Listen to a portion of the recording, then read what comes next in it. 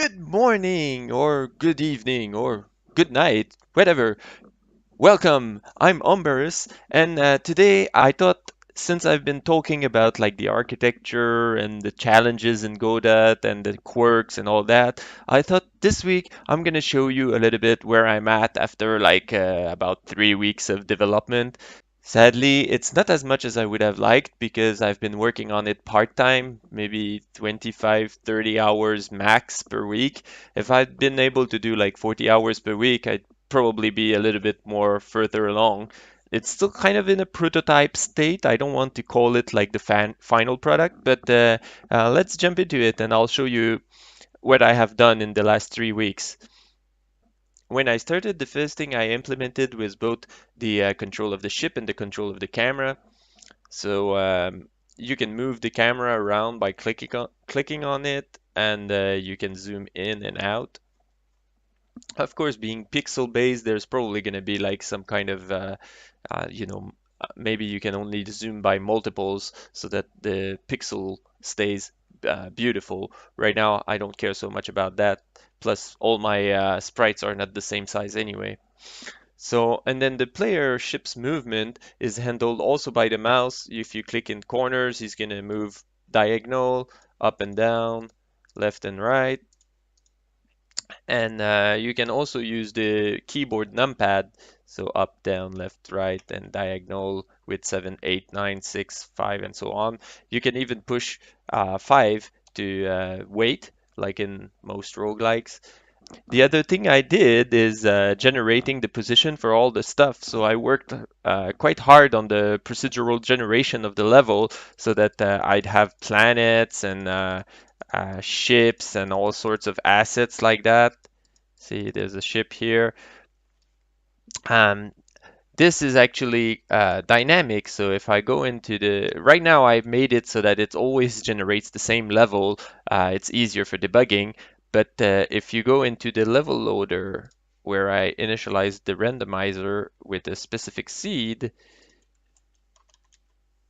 I can just change it to something else and I'll get a totally different level.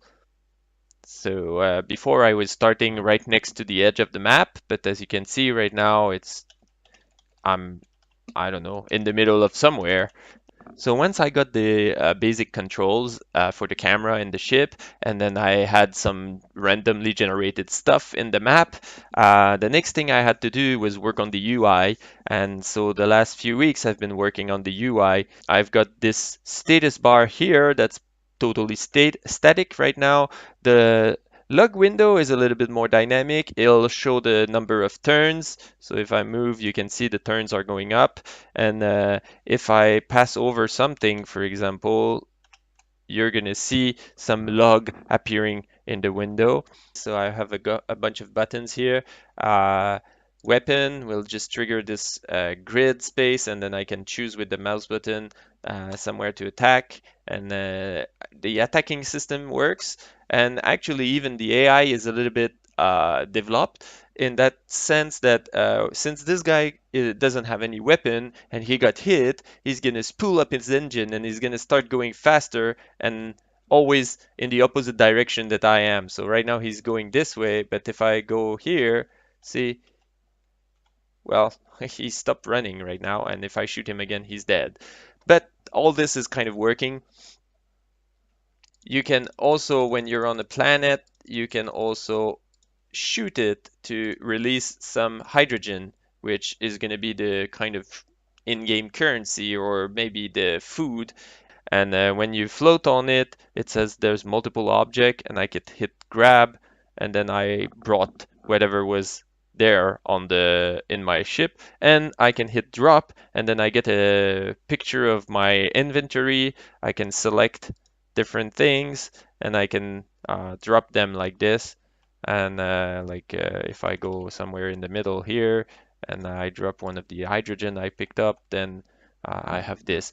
This is still a work in progress. I still need to be able to select more than one item at a time. I still need to be, right now I don't have any ways of equipping. I can drop these things, but if I drop them, then I have no way to re-equip them. So these are probably going to be like the hard points of the ship where you can equip. So there's always be going to be scanner, shield, and a weapon mount, but you might have more than one weapon mount, and it might be like a small, medium, or large weapon mount or something like that. Here I have the wormhole to go down, and when I fly over it, this button is going to pop, and if I click on it, it'll actually load the next level, which is not very different than the first one, but it does have a lot more planets so that I can figure out that I'm actually loading a new level. So a lot of planets here. And if I shoot them, they spawn stuff. So that's pretty cool. But that's basically it for the uh, menus item I've done. And right now, what I'm working on this week is is something very important in roguelike. It's the fog of war, or the discovered area. So when you're gonna drop into a level, right now you can see everything, but the idea is that you're gonna have a scanner, and the scanner is gonna determine how far you can see. And at the beginning, you're of course not going to be able to see very far, so you're going to have to go around the whole map to discover all the planets and all the other ships in the map. And it's going to play with the fact that some enemies might have a better scanner than you, so they might have more range than you or something like that.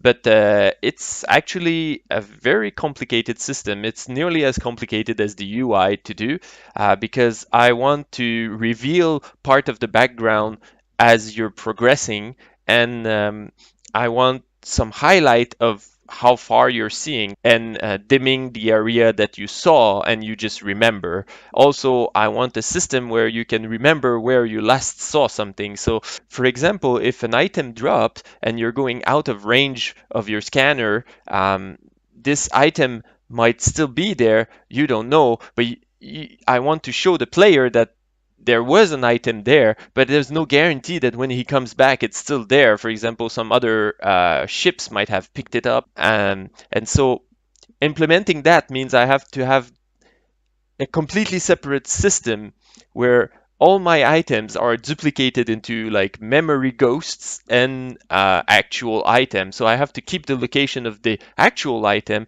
and I have to keep the location of the memory item, but I can't keep the location of the ghost in the item itself, because if the item gets destroyed, I still need to remember the position until the player sees it again and sees that it's gone. So it's actually quite a big job, and but it's very fun, and I might actually make a whole episode about it in the next episode. But until then, that's about what I've got done in the last 3 weeks. So it's not that much, but I mean, it's kind of a working game, so that's not bad. Check out the source as usual on my GitHub page, and if you enjoy what you see, just hit the subscribe link, and let's see you guys in my next episode. Bye.